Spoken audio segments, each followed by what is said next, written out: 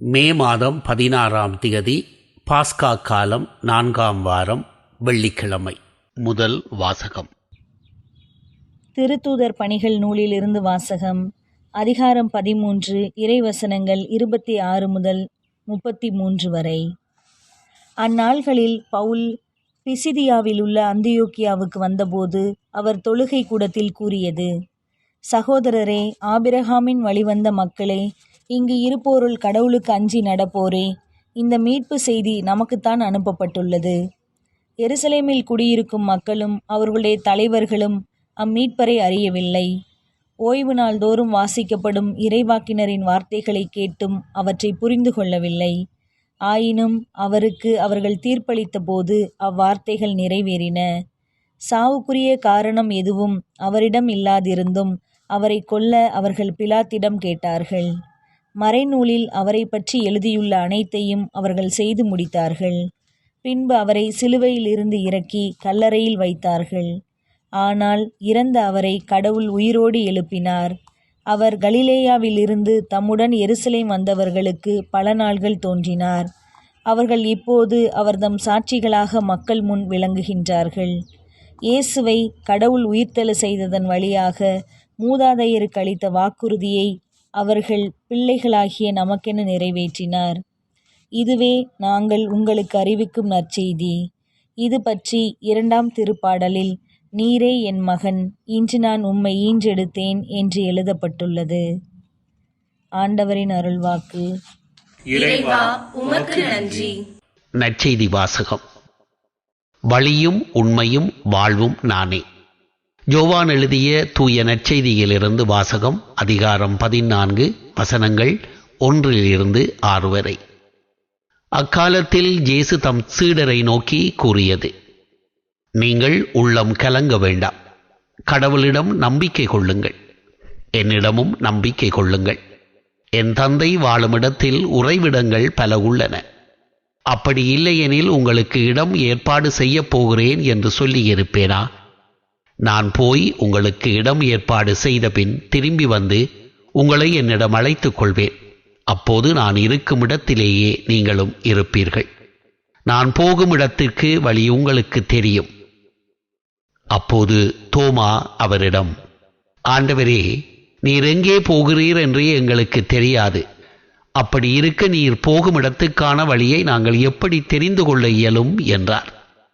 இயேசு அவரிடம்: வழியும் உண்மையும் வாழ்வும் நானே. என் வழியாய் அன்று எவரும் தந்தையிடம் வருவதில்லை என்றார். ஆண்டவரின் அருள்வாக்கு. கிறிஸ்துவே, உமக்கு புகழ். பிரியமானவர்களே, புனித பவுல் தனது முதல் தூதுரை பயணத்தின் போது பிசிதியாவில் உள்ள அந்தியோக்கியா என்னும் நகருக்கு சென்றார். ஓர் ஓய்வு நாளன்று யூதர்களது தொழுகை கூடத்திற்கு சென்றார். அங்கு யூதர்களது வழக்கத்தின்படி திருச்சட்ட நூல்களிலிருந்தும் இறைவாக்கு நூல்களிலிருந்தும் வாசகங்கள் வாசிக்கப்பட்டன. அதன் பின்பு பவுல் எழுந்து இயேசுவை பற்றிய செய்திகளை அங்கிருந்த யூதர்களோடு பகிர்ந்து கொள்ள ஆரம்பித்தார். இயேசுவின் பணிவாழ்வு, சிலுவைச் சாவு மற்றும் உயிர்ப்பு ஆகியவற்றை எடுத்துரைத்த பின் திருச்சட்ட நூல்களிலும் இறைவாக்கு நூல்களிலும் முன்னறிவிக்கப்பட்டவை யாவும் இயேசுவின் வாழ்வில் நிறைவேறின என்று எடுத்துரைத்தார்.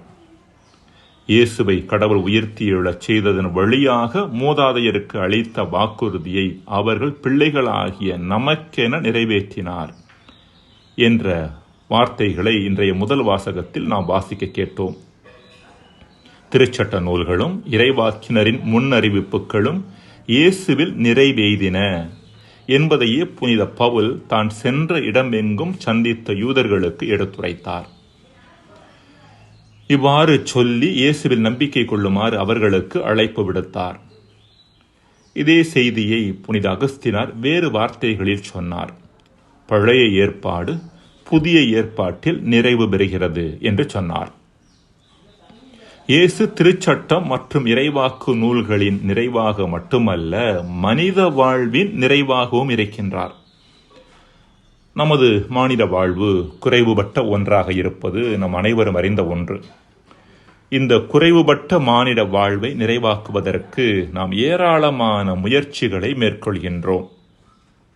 நம் தேடல்கள் அனைத்தும் இதற்கானவையே.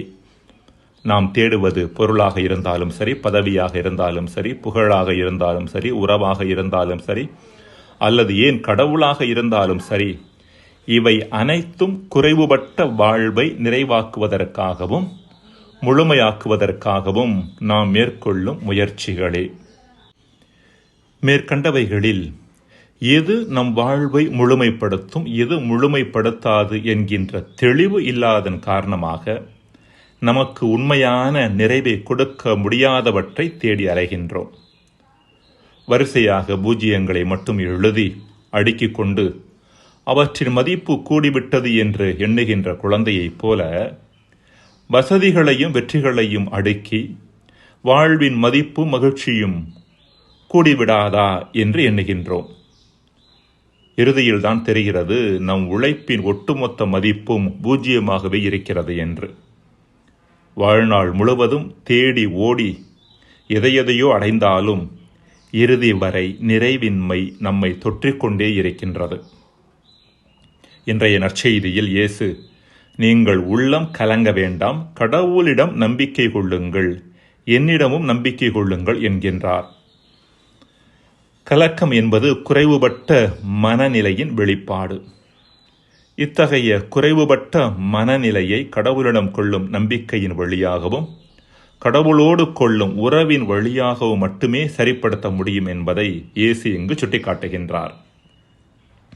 அன்புக்குரியவர்களே, 1980கள் வரை உலக அளவில் அதிகமாக அறிவு முதிர்ச்சி, இன்டெலிஜென்ஸ் கோஷியன்ஸ், IQ பற்றி பேசப்பட்டது.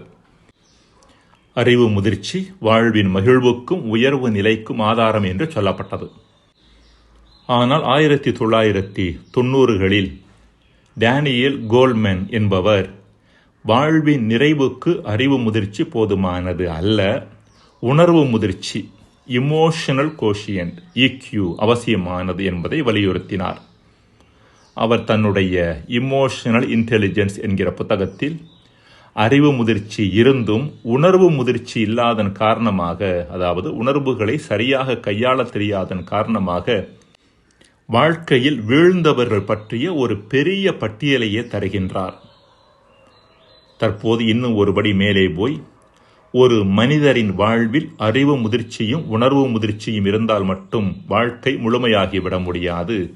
மேற்கூறியவற்றோடு ஆன்மீக முதிர்ச்சியும், ஸ்பிரிச்சுவல் கோஷியன்ட், SQ அவசியமானது என்று சொல்லுகின்றனர். டோனா ஜாகர், அயன் மார்ஷல் என்பவர்கள் இது குறித்து அதிகமாக பேசுகின்றனர்.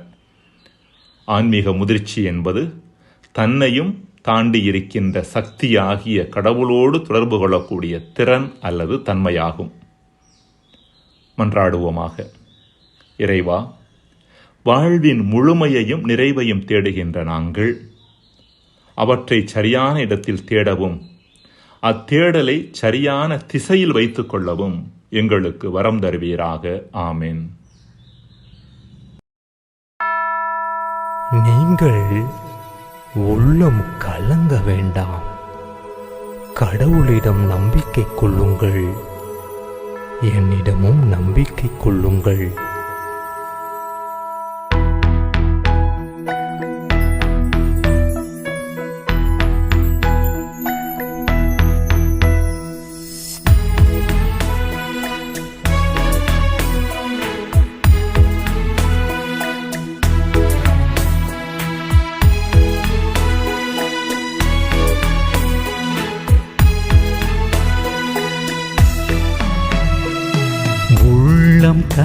கலங்காதே நீ, உள்ளம் கலங்காதே,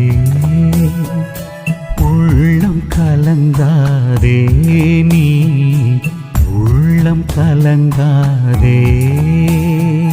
கடவுளிடம் நம்பிக்கை கொள், என்னிடமும் நம்பிக்கை கொள். கடவுளிடம் நம்பிக்கை கொள், என்னிடமும் நம்பிக்கை கொள். உள்ளம் கலங்காதே மகனே, உள்ளம் கலங்காதே, உள்ளம் கலங்காதே மகளே, உள்ளம் கலங்காதே.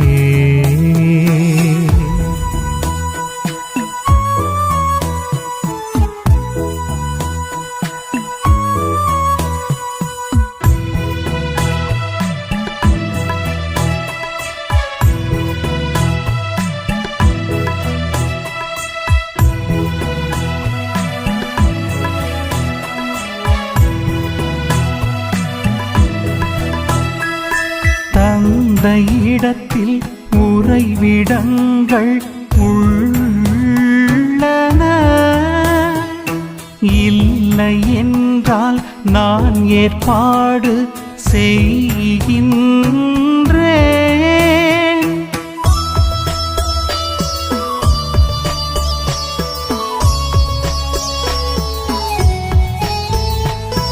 தந்தையிடத்தில் உறைவிடங்கள் உள்ளன,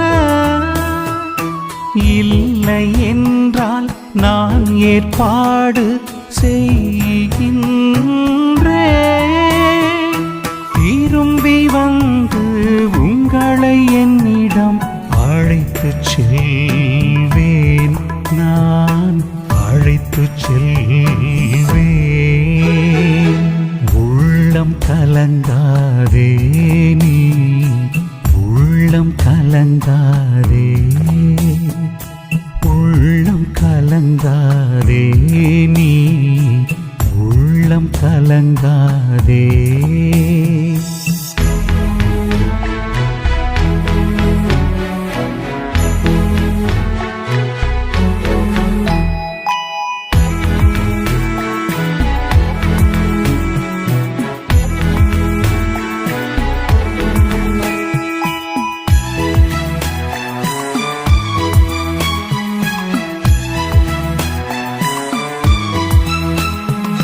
வழியும் உண்மையும் வாழும் நானே என்றேன். என் வழியாய் அன்றி எவரும் தந்தையிடம் வருவதில்லை.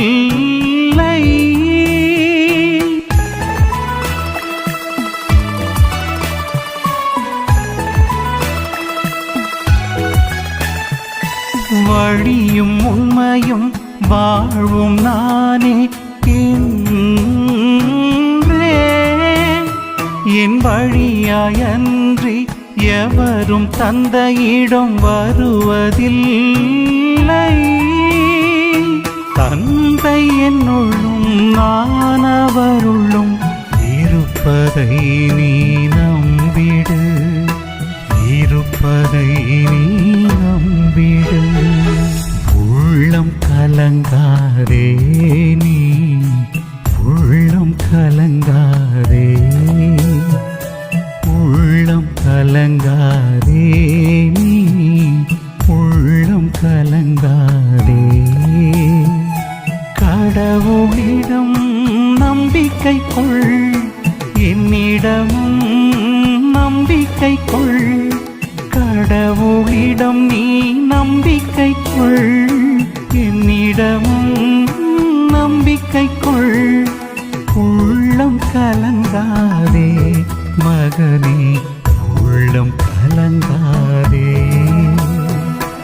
உள்ளம் கலங்காதே மகளே, உள்ளம் கலங்காதே.